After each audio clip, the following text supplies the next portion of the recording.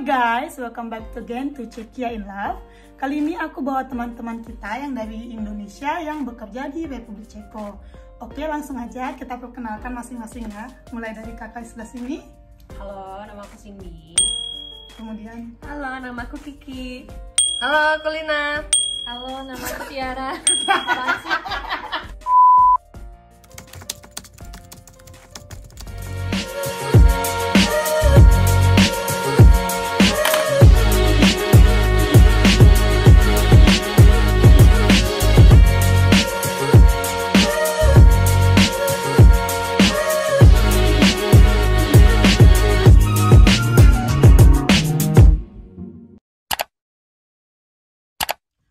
untuk pertanyaan pertama nih, aku mau tanya ke kalian masing-masing ya. Itu kapan kalian pertama kali ke Republik Ceko, dan saat kalian pertama kali ke Republik Ceko itu, apakah tujuan kalian itu langsung bekerja atau seperti apa? Coba dari Kak Cindy dulu. Aku pertama. Kalau aku pertama kesini itu tahun lalu bulan Oktober, dan kesininya itu awalnya buat nikah, terus sampai akhirnya sekarang bisa dapat kerja dan bakalan tinggal di sini. Oke, kita lanjut ke Kak Kiki, gimana? Kalau aku dulu tahun 2014 pertama kali kesini habis lulus kuliah karena dapat tawaran pekerjaan di salah satu perusahaan Ceko. Terus bekerja di sini selama beberapa bulan, terus akhirnya dapat bonus jodoh, ketemu dengan suami, terus menetap di sini sampai sekarang. Oke, lanjut ya guys, kita lanjut ke Kak Lina. Oke, aku pertama kali sampai Ceko itu bulan Juli tahun 2015. Awalnya pindah itu ikut pacar, tapi sekarang sudah menjadi suami, dan akhirnya kita memutuskan untuk menetap di sini. Oke, lanjut Kak siapa namanya, lupa. Kak Tiara.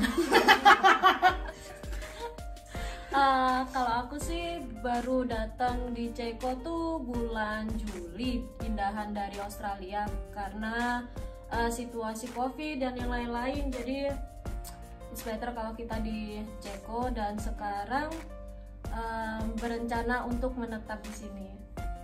Oke, jadi guys, ini dari pertanyaan, dari jawaban kakak-kakak ini beda-beda ya. Mulai dari yang paling pertama ke Republik Ceko itu dari Kak Kiki, kemudian ada Kak Lina, terus ada Kak Cindy, dan terakhir oleh Kak Tiara. Kita lanjut aja pertanyaan kedua, itu aku mau tanya nih ke Kak Kiki khususnya karena dia adalah yang paling pertama ke Republik Ceko. Ibu RT di sini dia. Oke, untuk Kak Kiki, pertanyaannya itu apa sih Kak modal kakak untuk ke Republik Ceko sehingga kakak kini untuk pergi ke luar negeri itu seperti apa ya Kak? Kalau dulu sih sebenarnya emang udah impiannya habis lulus kuliah kerja di luar negeri ya. Nggak ada impian buat meneruskan karir di Indonesia karena memang dari kuliah memang sudah termindset seperti itu. Terus pada saat masih kuliah cari-cari lowongan, gimana caranya biar bisa dapet lowongan di luar negeri, emang nggak semudah itu. Akhirnya dapet lowongan itu dulu dibantu oleh salah satu organisasi juga yang ada di Indonesia. Terus pada saat masih skripsi aku interview via Skype, terus habis itu langsung ternyata keterima. Dan jadi kalau menurut aku ya modalnya semua emang harus nekat sih, emang harus ada perjuangannya sendiri, harus rajin searching, rajin Google, rajin tanya sana sini gitu. Modalnya gitu aja sih sebenarnya. Usaha ya. Usaha bener. Terus Kak, kalau sebelumnya itu apa emang kakak mau ke Ceko atau ada sebelumnya ada negara impian sebelum ke Ceko? Enggak sih, dulu karena memang pikirannya emang pengennya di luar negeri dan Eropa. Dulu sebenarnya aku pengen banget ke Finlandia karena kan Finlandia itu kan negara apa ya, dia punya sistem pendidikan yang terbaik di dunia juga. Terus negaranya juga udah sangat maju banget gitu, dan orang-orangnya semua English speaking semuanya dimanapun. Jadi emang negara impian banget gitu. Terus akhirnya ternyata dapat rezekinya yang dapatnya di Ceko. Terus ya udah akhirnya sekarang tetap di Ceko. Oke, kemudian nih Kak, kan kita tahu nih kalau Kak Kiki ini adalah anak satu-satunya di keluarga dan anak cewek pula. Terus pas pertama kali keluarga kakak tahu kakak keterima kerja di luar negeri tuh gimana perasaan mereka itu Kak? Karena anak tunggal ya pasti sedih lah ya keluarga ya. Cuman mereka open minded banget sih, mereka support gitu. Jadi nggak ada yang ngomong oh kamu harus begini gitu, karena dari keluarga emang udah support dari dulu dan mereka emang udah tahu cita-cita aku dan mereka udah ngeliat usaha aku, jadi nggak ada masalah sih. Wah enak tuh ya, udah Iya, didukung banget ya bener. dari awal. Nah lanjut aja kita tanya ke Kak Tiara deh yang paling baru-baru ini ya kan. Kalau untuk Kakak Tiara itu bagaimana tantangan terbesar kakak saat kakak merantau ke luar negeri itu gimana? Pertama aku ke luar negeri itu ke Australia, dan itu pun aku dulu diajak mantan pacarku yang jadi suami. Terus kita di Australia cukup lama sih aku adaptasi di sana, karena kan waktu itu aku sampai di sana tuh Desember mau Christmas, terus habis gitu itu udah mau summer sih, panas-panasnya waktu itu. Jadi lumayan banyak sih kayak dari segi lingkungan, terus iklim kan beda banget karena ditinggal di luar negeri itu orang pikir enak banget, tapi kayak apalagi iklim tuh kulitku sampai benar-benar kering banget waktu di luar negeri. Jadi benar-benar harus kita pakai protection, beda banget lah dari di Indonesia tuh.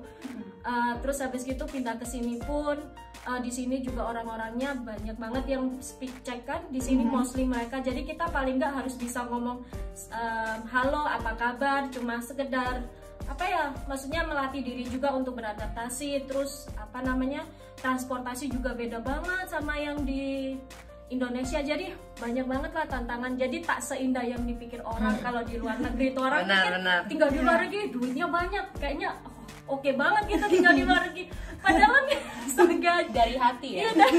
Nanti dijelasin ya. sama teman-teman yang lain yang lebih lama di sini.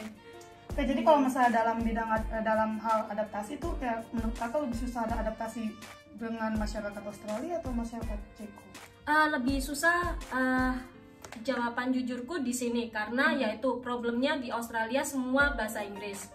Terus habis gitu di sini tuh bahasa Ceko, dan mereka pun kalau kita ngomong bahasa Inggris, karena kita kan tinggal di dari kita perempat itu tinggal di Praha, dan dia tuh sebenarnya ada bahasa Inggris ngomongnya mereka itu, cuma gak selancar yang di Australia. Jadi paling gak ya kita haruslah Seadanya Inggrisnya ya. Iya seadanya, dan harusnya kita membiasakan diri buat belajar bahasa Ceko itu. Iya bener banget nih. Terus kalau misalnya tentang dunia bekerja nih, maaf ya guys, nih kita santai aja ya, nggak usah serius. pada tegang nih. Di sini bahasa Ceko. Iya, Ini udah kayak interview beneran. ini bahasa Ceko. Lanjut deh ke Kak Kiki lagi nih, Kak. Aku mau nanya nih, kayaknya banyak juga teman-temanku yang pengen tahu kan. Itu tuh gimana sih Kak strateginya yang akan kita lakukan supaya kita bisa dapat pekerjaan nih Kak di luar negeri? Itu apa yang harus kita lakukan tuh? Kalau di Ceko sih sebenarnya mereka itu nggak mengharuskan kamu lulusan apa terus kerja apa. Karena aku lulusan komunikasi, kerjanya sekarang di finance, dan teman-teman di sini juga lulusannya apa, kerjanya juga di bidang apa gitu. Karena emang nggak ada aturan seperti itu kan di Ceko, kecuali kalau spesifik dokter atau pengacara atau hal-hal yang spesifik lainnya ya. Kalau hanya kerja di bidang corporate, sebenarnya lulusan apapun bisa. Jadi kalau menurut aku strateginya adalah kalau kamu memang nggak ada spesifikasi yang lain kayak dokter dan lain-lain dan pengen kerja di kantoran di corporate, ya kamu harus berani aja sih, beraniin diri kamu buat apply. Terus kamu harus Google banget, searching apa tuh pekerjaan yang bakal kamu apply. Terus pokoknya pada saat interview kamu harus menunjukkan potensi kamu sih semuanya, walaupun kamu nggak ada background kuliah di situ, tapi kamu harus tunjukin kalau kamu tuh mau belajar dan kamu itu bisa bertanggung jawab gitu loh atas diri kamu dan atas pekerjaan itu. Gitu sih kalau menurut aku, karena aku nggak ada kuliah finance sama sekali. Aku kuliah dulu komunikasi karena menghindari hitung-hitungan, tapi sekarang ternyata kerjanya malah tiap hari hitung-hitungan kan, dan aku belajar dari nol di company itu gitu loh. Jadi kalau menurut aku sih kita harus mau belajar dari awal lagi kayak gitu. Jadi untuk informasi ya guys, ini semua kakak-kakak ini itu S1, semua lulus sarjana dan beda-beda. Ini ada sarjana apa? Aku komunikasi juga. Komunikasi universitas mana? Kita bertiga komunikasi. Komunikasi. Ya, Universitasnya beda tapi beda. Yang ini Kalau aku dari Universitas Universitas Semarang. Kalau aku dari Diponegoro, Semarang. Undip, anak undip nih. Di mana anak-anak Undip nih? Ini katanya Kalau aku namanya di Universitas Esa Unggul Jakarta. Jakarta. Kalau kakak Tiara Di Universitas Pelita Harapan Jurusannya? Surabaya, Bisnis Manajemen Internasional. wih, dia bisnis aku sastra Jepang. Keluhan Ini Jepang ya? anak-anak Bali nih, gue nih anak sastra Jepang, temennya anak-anak komunikasi sama Iya. anak manajemen. Mantap lah guys. Oke, selanjutnya itu langsung aja kita kasih pertanyaan untuk Kak Cindy. Untuk Kak Cindy itu gimana nih Kak caranya kakak bisa kenal banyak orang Indonesia di Ceko nih? Gimana caranya Kak? Tiap orang pasti beda-beda. Cuman kalau di case aku pertama kali banget aku taunya dari Mbak Kiki, karena Mbak Kiki kan punya blog, bisa dicek nanti. Oh iya, Di Iya, blognya bisa. itu informatif Betul, banget. betul. Karena waktu pertama kali aku mau nikah, itu aku bener-bener nggak ngerti harus mulai dari mana, nyiapin dokumen apa, apalagi mau pindah ke Ceko, nggak ngerti Ceko tuh negara yang kayak gimana, harus gimana survive di sana. Jadi blog Mbak Kiki ngebantu banget, dan itu yang pertama kali banget menghubungkan aku sama teman-teman di sini. Aku kontak Mbak Kiki, aku nanya segala macam, persyaratan dokumen, pokoknya persiapanku banget sebelum kesini kan. Terus begitu sampai sini, ketemuan deh kita. Waktu itu pertama kali banget ketemu malah waktu ada Paduan kompetisi suara, choir iya. di Praha. Iya. Jadi itu kebetulan kompetisi choir ada beberapa grup dari Indonesia juga. Dan Itu mereka pertama menang kali- juga, Iya, ya? mereka menang dari Indonesia. Hmm. Itu jadi aku 3-4 hari di sini langsung ketemuan Mbak Kiki, padahal kita sama-sama dari Semarang. Iya, ada Cuman Lina juga waktu itu ya. kita Iya. kita nggak pernah ketemu di Semarang, tiba-tiba ketemunya Iya, di sini. jauh banget ketemunya. Ketemunya di Praha. Mm. Terus ketemu langsung ngobrol cocok, ya udah temenan sampai sekarang. Terus ketemu kamu, ketemu Tiara, jadi ini ngebantu banget sih menurut aku, karena kita kalau nggak sama teman-teman Indo sama siapa lagi gitu kan. Dan itu Jauh dari Iya. negara, anak rantau ya. Jadi ini yang mengikat apa namanya persatuan Indonesia di sini. Terutama kalau yang kangen makan masakan Indo Bener, ya kan. Kangen bercandaannya beda Iya. soalnya sama bercandaan Iya. orang Ceko. Bener. jadi mungkin buat teman-teman yang mau kesini atau gimana, cari-cari info aja, ada nggak orang yang udah kesini duluan, stay duluan. Jangan gengsi buat kontak duluan, nanya-nanya, hangout bareng, karena kalau nggak kita siapa lagi, apalagi kondisinya lagi kayak sekarang kan, homesick mau apa, nggak bisa pulang, nggak bisa makan makanan Indo, ya kayak gini yang bisa kita lakuin. Gitu sih. Jadi guys, tahu nggak, dulu itu aku pernah, sebelum aku ke Ceko itu aku pernah baca blogspot itu tuh ternyata punyanya Kak Kiki. Aku tuh nggak tahu loh, sampai akhirnya aku ketemu dia, kayak terus aku lihat mukanya, aku kayaknya pernah ngeliat gitu. Beda ya dari Ini blog serius ya. loh Kak, aku pernah ngeliat blog kakak, Gitu ya. dan aku pernah bikin komen di blog kakak. Gitu. Aku nanya tuh yang pas Balas gimana, nggak ya waktu itu ya? Dibalas. Aku selalu membalas semua Iya, komen-komen. dibalas. Abis itu aku komen lagi nggak dibalas lagi. Oh gitu. Sibuk. Jadi itu pas aku pengen buat visa Ceko itu kan nggak tahu lagi mau nanya siapa nih, teman-teman nggak ada yang pernah ke Ceko. Terus kebetulan pas aku searching ketemu nih blognya kakak ini. Nanti aku kasih tahu ya guys, blog kakak ini. Kan ada di komen ya. Iya, ini banyak banget informasi yang menarik di blog kakak ini. Ntar aku kasih di sini. Cara ngurus dokumen, cara gimana apply Iya. kerjaan di sini, siapa di interview, jadi bisa cek ke blognya Mbak Kiki. Itu kayak starter kitnya ya. Iya benar. Iya, benar. Ya soalnya pengalaman Mbak Kiki itu banyak banget guys. Kalian bisa pelajari juga, baca-baca blognya dia. Itu banyak banget informasi gimana tradisi Ceko juga ada ya kak di sana. Pengalaman kakak ini juga gimana. Pokoknya kalau kalian yang suka baca, buka aja nanti aku kasih tahu blogspot untuk kakak Kiki. Sip. Oke lanjut ya kak. Kita untuk pertanyaan ke Kak Lina lagi. Kak Lina, gimana sih kak rata-rata cost of living atau biaya hidup di Ceko terus gimana, berapa, apa aja yang dikeluarin? Seperti itu, coba. Sebenarnya kalau di Praha ini kalau untuk makan kurang lebih sih sama kayak di Jakarta. Cuma perbedaannya kalau di Jakarta, restoran di Jakarta ini kita tuh perlu bayar service tax, kita perlu bayar PPN. Kalau di sini tuh semuanya udah neto. Dan porsinya juga ya yang nggak bohong-bohong gitu lah. Jadi kalau 200 gram ya 200 gram. Ada ukurannya ya Ada di sini ukurannya. ya, selalu. Terus kalau di Indo kan kadang fotonya gede porsinya, datangnya kecil, cuma benar. sempit gitu kan. Sesuai kenyataan. Benar gitu. Jarang ada ukurannya ya kalau di Jarang ada Indonesia ya. ukurannya. Nggak pernah ada. Nggak pernah ada. Iya. Bahkan di restoran mahal pun ya nggak ada ya. Iya, iya benar.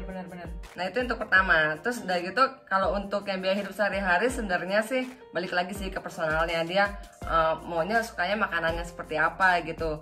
Karena kita di makanan Indonesia di sini itu eksotis, jadi agak mahal sih ya kalau kita beli gitu. Jadi biasanya sih ya kita ya kumpul-kumpul sama teman-teman seperti ini, kita masak-masak sendiri. Jadi biar ada rasa kekeluargaannya aja. Lalu kalau untuk akomodasi sebenarnya ya lebih mahal di sini. Mahal banget di sini. Apalagi di Praha ya, ibu kota. Betul. Ya. Karena di sini nggak ada tuh yang namanya kos-kosan. Ya mungkin ada kos-kosan tapi kita itu kayak share flat gitu. Jadi misalkan kita cuma sewa satu ruangan. Dan biasanya itu harganya kayak sekitar 8.000 koron. Mungkin kalau dirupiahin hampir 5 juta lah ya. Hampir 5 Minimum jutaan. 5 juta Minimum itu per bulan. Tapi kalau untuk di luar kota sih ya pasti bakal lebih murah intinya gitu. Atau student dorm bisa murah Atau banget. student dorm, Jadi ya. solusi banget buat mahasiswa gitu. Ya itu kalau untuk mahasiswa. Jadi biasa mereka kan ada kayak kenalan di mana gitu kan. Kalau student dorm sekitar 2 jutaan minimum sebulan. 2,5 jutaan gitu. Ya. Cuman yang enak sih di sini kalau misalkan kita bayar sewa itu selain kos-kosan ya misalkan rumah atau apartemen, kita nggak perlu bayarnya 1 tahun di muka dan kita nggak perlu tuh bayar yang kayak deposit gitu. Jadi di sini ya kita kalau gajinya per bulan ya kita enak sih bayarnya angsurannya juga per bulan. Kalau di Indo kan kadang pusing nih, udah mau waktunya perpanjangan rumah gitu kan, bingung nih nyari uang 30 juta vlog di mana gitu. Anaknya sistemnya sih di sini per bulan. Kalau untuk transportasi sih kalau di Ceko sih cukup murah ya dibandingkan negara Eropa yang lain ya. Dan lebih nyaman juga. Yang lebih nyaman juga. Nyaman, on time banget. Benar, semua tuh terschedule gitu. Jadi kita tuh nggak perlu lah kalau misalnya kayak di Jakarta kalau misalkan kita harus siap-siap datang pagi-pagi gitu, takut macet gitu kan. Kalau di sini ya pas-pasan ya juga bisa gitu. Walaupun ada sih kecelakaan, tapi biasanya di sini cepet kok. Misalkan kalau ada sesuatu paling cuman stuck 30 menit, nanti udah lancar lagi. Karena di sini tuh kita itu ya lebih sistematis lah ya. Warganya pun juga lebih tertib lah gitu. Kesadarannya. Iya. Mau nambahin juga kalau di transportasi di Praha itu, jadi setiap tram stop, bus stop atau dimanapun itu selalu ada kayak papan informasi gitu, jadwal tiap hari jam berapa aja itu datang atau pergi gitu. Jadi kita nggak perlu takut, oh ini bisnya telat, mana nggak ada, berangkat jam berapa. Jadi semuanya udah terschedule. Jadi nggak perlu khawatir kalau masalah transportasi di Praha. Itu yang ngebantu Paling banget penting sih. Kalau nggak salah Praha itu kayak the best in Europe ya kalau nggak salah. Mulai dari tingkat kenyamanannya dan harganya dan koneksinya karena banyak banget kayak setiap ujung-ujung Praha tuh semua tercover gitu. Bahkan ada mobile app, jadi kita bisa cek kita dari posisi di mana, mau kemana, bisa tahu connectionnya pakai apa-apa, terus jam berapa berangkatnya, itu lengkap banget sih. Kasih tahu dong sih aplikasinya apa yang Kayaknya nggak boleh gitu. atau lihat di Google Maps saja ya? Nggak apa-apa dong. Ya Nggak apa-apa. Jadi kalau untuk teman-teman yang mau rencana liburan gitu kan ke Praha gitu kan dia bisa cari-cari dulu gitu kan. Jadi kalau kalian nggak punya mobil atau apa jangan takut, di sini banyak public Benar transportation-nya. dan nyaman yang Di penting. sini malah enak pakai public transport daripada pakai mobil Betul. karena Parkirnya bensinnya mahal, Parkirnya. bensin segala macam. Betul. Di sini Harganya pasti bayar ya? Bayar, ya. Berapa ya? Setengah jam 50 koron ya? Enggak, 1 jam 40 korun gitu. Tergantung tempat. Tergantung tempat di sentrum lebih mahal di sentrum. mahal Mahal banget. Dan itu dong harganya public transportation kalau kita mau sebulan berapa? Sebulan itu 550 korun mungkin sekitar 300 ribuan Ya, ya. itu udah dapat bis, tram sama metro. Metro. Unlimited. Ya, kapan Benar. aja.